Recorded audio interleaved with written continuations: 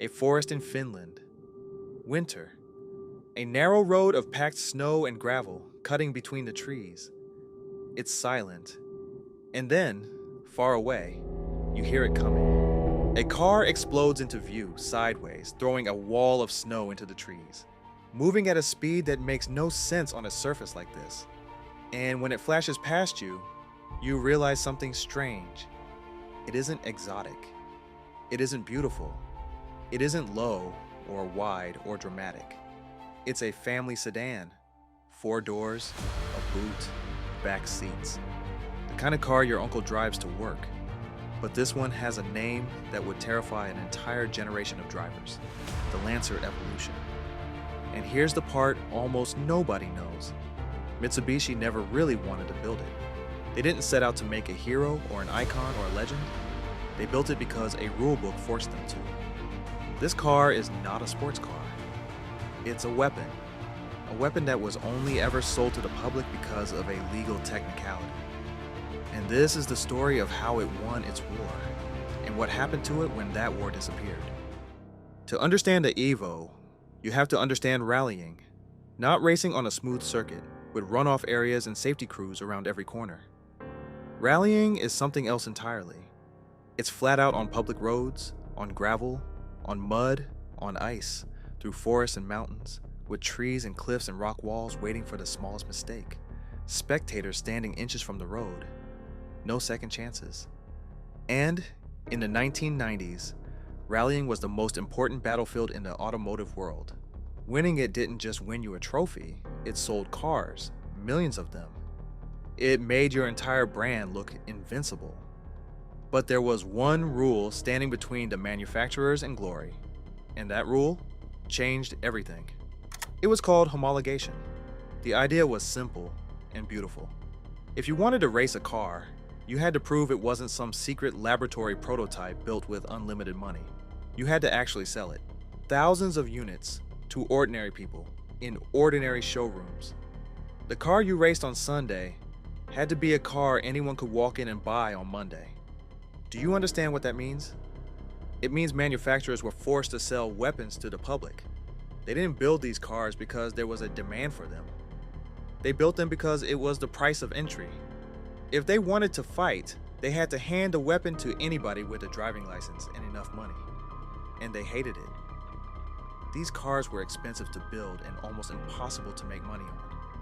Every single one that rolled out of the factory was, in a sense, a receipt for the right to go racing, which is exactly why they were so incredible. Nobody was trying to sell you a lifestyle. They were trying to win, and you just happened to be standing close enough to catch what fell out. So Mitsubishi looked at their range for something to build it on. And what they had was the Lancer.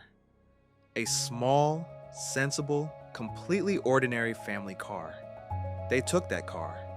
They dropped in a brutal turbocharged engine borrowed from a bigger model, the Ford G63. They gave it all-wheel drive, so it could put its power down on any surface on Earth. They stiffened it, widened it, and armed it.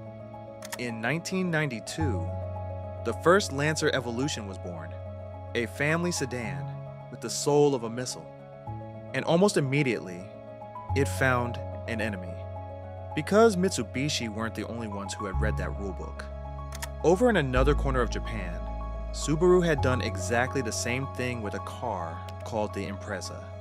Blue and gold, turbocharged, all-wheel drive, built for exactly the same purpose. What followed was one of the greatest rivalries in the history of motorsport, and it turned into something close to an arms race. Subaru would improve their car, so Mitsubishi answered. Then Subaru answered back, so Mitsubishi went further. Evolution 1 became Evolution 2, 2 became 3, 3 became 4. Each one was not a facelift. Each one was a response, a direct, targeted reply to whatever the enemy had just done. That's why the name fits so perfectly. It wasn't marketing. The car was literally evolving, generation after generation, under the pressure of war. And for 9 generations, at the heart of the beast, there beat the same engine, the Ford G63, cast iron block. turbocharged. Utterly, absurdly tough. An engine so overbuilt that tuners discovered you could force enormous amounts of power through it, and it would simply refuse to die. It became one of the most legendary engines Japan ever produced, and it lived inside a car that looked like it belonged in a supermarket car park. There was one more absurd detail. Japanese manufacturers had a quiet agreement between themselves not to advertise more than around 276 horsepower, no matter what their cars actually made. So every Evo, officially, produced exactly the same figure, year after year, generation after generation. Nobody believed it for a second. The number on the brochure was a polite fiction. The real number was whatever it took to win. But a weapon is only ever as good as the person holding it. And in 1996, Mitsubishi found the right hands. His name was Tommi Mäkinen, a Finnish driver with a style that looked less like driving and more like controlled violence. Where others were smooth, Makinen was savage. He attacked the road. He threw the car at corners with a commitment that looked, to anyone watching, like a mistake about to happen. And it never was. In 1996, he won the World Rally Championship. In 1997, he won it again. In 1998, he won it again. And in 1999, he won it again. 4 world titles, 4 years in a row. In a car that was, underneath all of it, a Mitsubishi Lancer. Think about what that meant to a kid watching at home. The greatest driver on the planet, at the absolute peak of his powers, dominating the most dangerous sport in the world, in a 4-door family sedan. Not a Ferrari, not a Porsche, a Lancer. And here's the part that made it unbearable for everyone else. That kid could actually have one. Not a poster, not a dream. The real thing, sitting in a showroom with a price on the windscreen. Mitsubishi even built a special edition to honor him. And for a whole generation, that car became the poster on the wall anyway. The Evo wasn't just winning anymore. It had become mythology. And then, quietly, without any drama at all, the world moved on. The rules changed. Rallying rewrote its own rulebook. The new regulations no longer demanded that manufacturers sell thousands of road-going copies of their weapons. Teams could now build purpose-made racing cars that shared almost nothing with the showroom.